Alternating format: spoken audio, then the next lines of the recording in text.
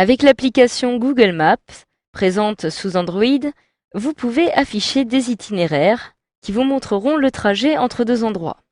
Alors, une fois que vous vous trouvez sur votre application Google Maps, si vous souhaitez créer un itinéraire, il vous suffit tout simplement d'appuyer tout en haut à droite sur le bouton correspondant. Donc il s'agit de ce petit losange avec une flèche à l'intérieur. Donc lorsque j'appuie dessus, j'accède directement à cette petite fenêtre qui apparaît, qui va me permettre de saisir différentes informations concernant mon itinéraire. Donc dans un premier temps, je peux saisir ici le lieu de départ. Donc par défaut, j'ai ici ma position, donc c'est-à-dire le lieu où je me trouve actuellement. Je peux le modifier si je le souhaite, tout simplement en saisissant un autre lieu, en appuyant dessus, mais je vais conserver ma position. Je peux maintenant saisir un lieu d'arrivée. Donc automatiquement, je me trouve dans cette zone de saisie avec mon clavier qui apparaît, et j'ai en dessous les deux dernières recherches que j'ai réalisées, donc avenue des Champs-Élysées ou 5 avenue Paul Doumer, donc d'autres adresses qui apparaissent ici. Mais je peux, si je le souhaite, modifier l'adresse en saisissant à l'aide de mon clavier, par exemple, 12 rue Saint-Augustin à Paris. Je retrouve ici la recherche qui a déjà été faite précédemment. J'appuie donc dessus. Et en dessous, comme vous pouvez le voir, je peux maintenant choisir, par exemple, le type de transport avec lequel je souhaite réaliser cette recherche.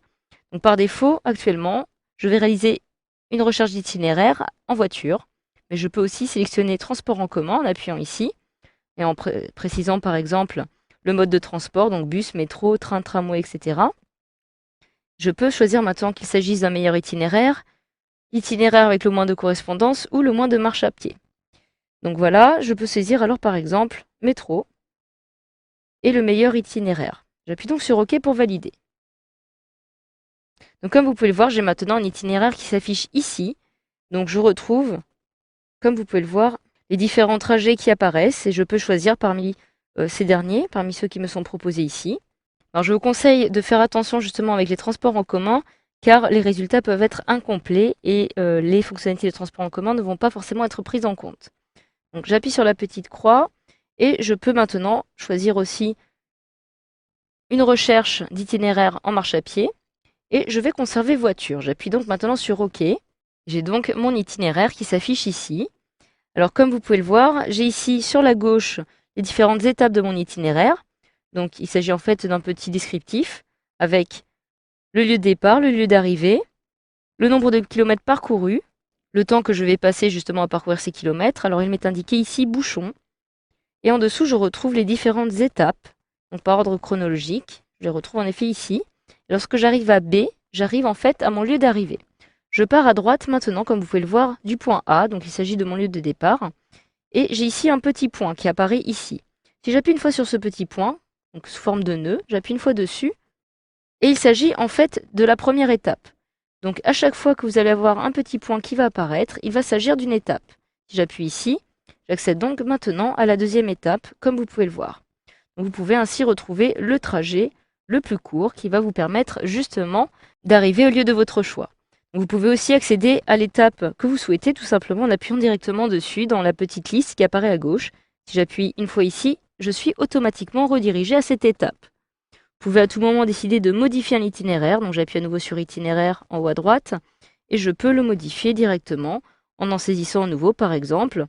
Ou alors, si je saisis ici la même adresse, je peux maintenant décider d'inverser cet itinéraire afin d'avoir le trajet du retour. Tout simplement en appuyant sur les deux petites flèches qui apparaissent à droite. J'appuie sur cette petite icône et automatiquement, j'ai le trajet du retour qui s'affiche, c'est-à-dire depuis 12 rue Saint-Augustin à Paris jusqu'à mon adresse de départ. Si j'appuie donc sur OK, eh bien, mon nouvel itinéraire va être calculé, mais cette fois-ci en sens inverse.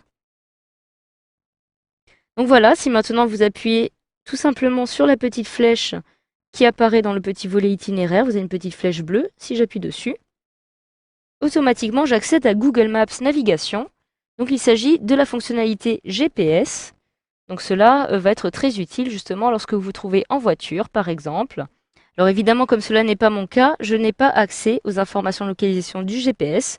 J'appuie donc sur la petite flèche en bas de mon écran pour retourner à la page précédente. Mais sachez ici que cette application va être très utile. J'appuie donc sur OK et je retourne, comme vous pouvez le voir, à la carte précédente. Donc voilà, enfin sachez que vous pouvez aussi décider d'utiliser vos données pour créer un itinéraire. Donc si je souhaite maintenant créer un autre itinéraire, en appuyant ici, Je peux choisir de créer un itinéraire depuis ma position. Et en ce qui concerne le point d'arrivée, j'ai à droite de chacun des champs, par exemple, des petits signets qui apparaissent ici. Si j'appuie sur cette petite case, par exemple, ici, sur ce petit signet, je peux décider un point d'arrivée d'un de mes contacts, d'un point sur la carte ou encore de mes adresses. Donc cela est très pratique si vous avez par exemple au préalable ajouté des adresses, mais je peux aussi saisir contact.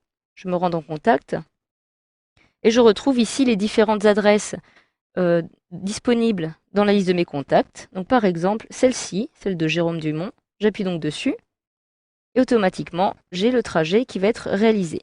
J'appuie donc sur OK. Et je viens donc de calculer un nouvel itinéraire, cette fois-ci à partir de mes données.